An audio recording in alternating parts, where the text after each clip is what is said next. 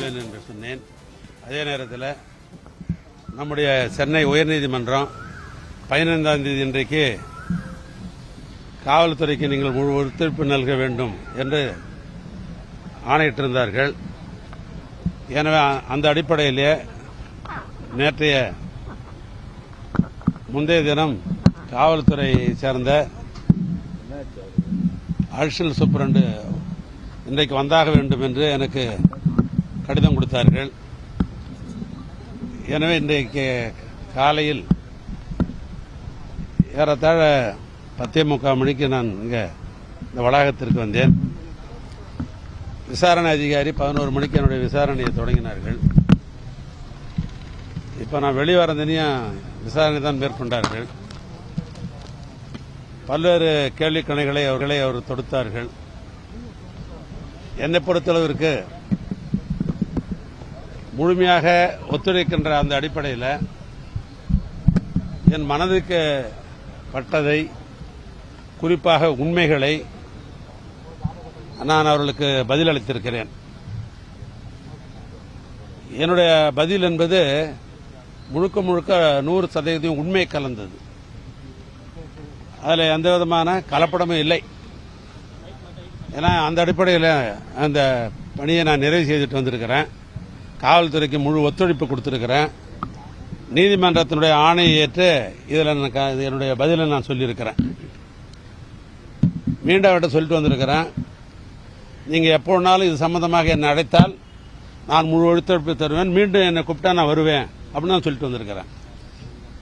மீண்டும் சொல்லுகிறேன், எனக்கு மடியில் கனம் இல்லை, வழியில் பயம் இல்லை என்ற ஒரு பழமொழி உண்டு. இல்லை, நான் எந்தவித குற்றமும் செய்யாதவன். அரசாங்கம் திட்டமிட்டு என்னை அதில் இணைத்திருக்கிறார்கள். நீதிமன்றத்தில் வழக்கு இருக்கிற காரணத்தினால் இதற்கு மேல் விரிவாக எதுவும் நான் சொல்ல முடியாது. 28ஆம் தேதி வழக்கு நீதிமன்றத்தில் வர இருக்கிறது. நீதிமன்றத்தில் நான் நீதி எதிர்பார்த்து இருக்கிறேன். நான் சொல்லியிருக்கிறேன், நான் காவல்துறை பொறுத்தளவுக்கு நான் முழு ஒத்துழைப்பு கொடுக்க நான் தயாராக இருக்கிறேன். மீண்டும் அழைத்தால் நான் வருவேன் என்று நான் சொல்லிட்டு வந்திருக்கிறேன். இல்ல, அதை நான் சொல்ல முடியாது. ஏன்னா அதான் சொல்ல வந்தேன். நீதிமன்றத்தில் வழக்கு இருக்கிற காரணத்தினால் அது சம்பந்தமான கேள்விகள் தான் இருந்த காரணத்தினால் அதை நான் முழுமையாக சொல்வது என்பது அது இல்ல. அது நான் எப்பொழுதும் சொல்வது உண்டு, அம்பு எய்தவன் எங்கே இருக்கிறார்கள். இவர்கள் அன்பு தான், இவங்க மேல கோவிச்சுக்க கூடாது எப்பயுமே. இந்த காவல்துறை என்பது 2 மாதத்துக்கு முன்னால் இந்த காவல்துறை திராவிட மாடல் ஆட்சியில் பணி செய்த காவல்துறை தான் இந்த காவல்துறை. ஆட்சியில் இருப்பவர்கள் மாறுகிறால் காவல்துறை எப்பயுமே நிரந்தரம். அதில் ஒன்றும் காவல்துறை மேல் நான் வருத்தப்பட வேண்டிய அவசியம் கிடையாது. ஆனால் அவங்க முறைப்படி விசாரணை செய்தார்கள். நான் முறைப்படி நான் முடிவு சொல்லியிருக்கிறேன்.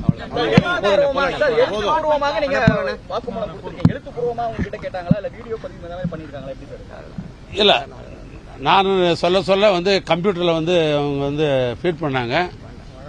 அதுக்கு பின்னால எடுத்து கொடுத்தாங்க. இது வழக்கமான முறை தான், நமக்குன்னு கிடையாது, வழக்கமான முறை தான். இது அந்த வழக்கான முறை தான் செஞ்சிருக்காங்க.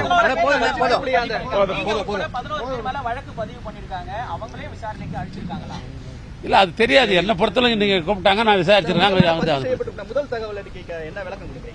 இல்ல, அதான் சொல்லிட்டேன். அதை நீதிமன்றத்தில் தான் பார்க்கணும்.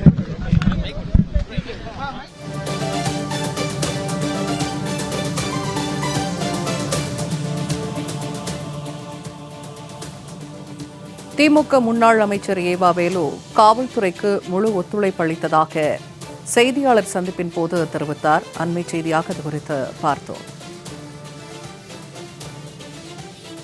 நெடுஞ்சாலைத்துறையில் நடந்த ஊழல் தொடர்பாக அந்த வழக்கு தொடர்பாக லஞ்ச ஒழிப்புத்துறை அலுவலகத்தில் ஆஜராகி காவல்துறைக்கு முழு ஒத்துழைப்பு அளித்ததாக திமுக முன்னாள் அமைச்சர் ஏவா வேலு செய்தியாளர்களிடம் தெரிவித்தார். உயர்நீதிமன்ற ஆணைப்படி விசாரணைக்கு ஆஜரானதாக செய்தியாளர் சந்திப்பின் போது திமுக முன்னாள் அமைச்சர் ஏவா வேலு தெரிவித்தார். அண்மை செய்தியாக இது குறித்து பார்த்து வருகிறோம்.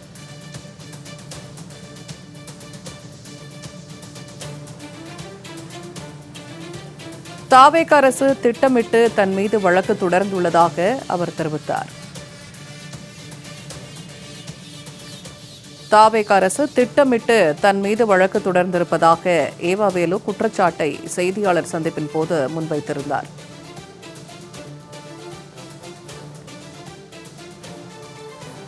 நெடுஞ்சாலைத்துறையில் நடந்த ஊழல் வழக்கு தொடர்பாக இன்று காலை லஞ்ச ஒழிப்புத்துறை அலுவலகத்தில் ஆஜராகிய திமுக முன்னாள் அமைச்சர் ஏவாவேலு செய்தியாளர்களை சந்தித்தார். அப்போது அவர் தாவேக அரசு திட்டமிட்டு தன் மீது வழக்கு தொடர்ந்துள்ளதாக தெரிவித்தார்.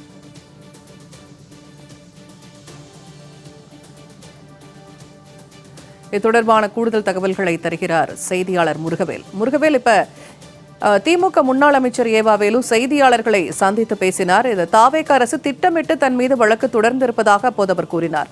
என்னென்ன விஷயங்களை முன்னிறுத்தி அவர் பேசினார்? கூடுதல் விவரங்கள் என்ன? வணக்கம் பூர்ணிமா. திமுக முன்னாள் எம்எல்ஏ நெடுஞ்சாலைத்துறை அமைச்சருமான ஏவாவேலு கடந்த சில தினங்களுக்கு முன்பு அவருக்கு சொந்தமான இடங்களில் 17 இடங்களில் அமல ஒழிப்புத்துறையினர் மூலமாக ரைடு நடத்தப்பட்டது. இந்த ரைடில் 40 லட்சம் பணமும் சில கணினிகள் மூலம் கம்ப்யூட்டர்கள் மூலம் பறிமுதல் செய்யப்பட்டது. இந்த வழக்கில் தான் விசாரணைக்கு ஆஜராக வேண்டும் என்று லஞ்ச ஒழிப்புத்துறையினர் மூலம் கடிதம் ஒன்று அனுப்பப்பட்டிருந்தது. ஆனால் விசாரணைக்கு ஆஜராகும் முன்பு அவருக்கு உடல்நலம் சரியில்லை காரணத்தால் அவர் கடிதம் ஒன்று அனுப்பிவிட்டு நான் சிங்கப்பூருக்கு சென்று வந்த பிறகு சிகிச்சைக்காக சென்று வந்த பிறகு விசாரணைக்கு ஆஜராவதாக என்று குறிப்பிட்டிருந்தார். இந்த நிலையில் தான் தற்பொழுது 2 தினங்களுக்கு முன்பு சிங்கப்பூரிலிருந்து இங்க வந்து சென்னை வந்தார். இந்நிலையில் இன்று விசாரணைக்கு ஆஜரானார். 10:30 மணி அளவில் விசாரணைக்கு ஆஜரானார். கடந்த 4 மணி நேரத்துக்கு முன்பு 4 மணி நேரத்துக்கு மேலாக இந்த விசாரணையானது நடைபெற்றது. இதில் பல கிடுக்குப்பிடி கேள்விகளும் கேட்கப்பட்டது. இந்த நிலையில் தான் தற்பொழுது விசாரணை முடிந்து ஏவாவேலு வெளியே வந்து செய்தியாளர் சந்தித்த பொழுது நான் என்னுடைய 100% முழு தகவல்களையும் நான் தெரிவித்துள்ளேன் என்றும் மேலும் விசாரணைக்கு அழைத்தால் என்னுடைய ஒத்துழைப்பு பங்கீடு முழுமையாக இருக்கும் என்றும் தெரிவித்தார். மேலும் தாவேக அரசு சார்பில் தொடர்ந்து அவர் குற்றங்களை சாட்டி வருகிறார். ரைடு நடத்த அந்த பொழுது கூட செய்தியாளரை சந்தித்த பொழுது தாவேக அரசு ஆட்சிக்கு வந்த பிறகு வேண்டுமென்றே தன் மீது பழி சுமத்துவதாகவும் இது அரசியல் சூழ்ச்சிதான் என்றும் தெளிவாக குறிப்பிட்டிருந்தார். இதன் அடிப்படையில் தான் இந்த விசாரணையானது நடைபெற்றது என்றும் இதற்கு முன்றும் கூறியிருந்தார். இன்று செய்தியாளரை சந்தித்த பொழுதும் இதே குற்றச்சாட்டை தான் முன்வைத்துள்ளார். திரும்ப இந்த குற்றச்சாட்டு என்பது தாவேக அரசின் மீது தாவேகவா என்ற அரசியல் சூழ்ச்சியால் தான் இந்த விவாதமானது தொடர்ந்து ஏற்பட்டு வருகிறது என்றும் செய்தியாளரை சந்தித்த பொழுது குற்றம் சாட்டி வந்தார். பூர்ணிமா,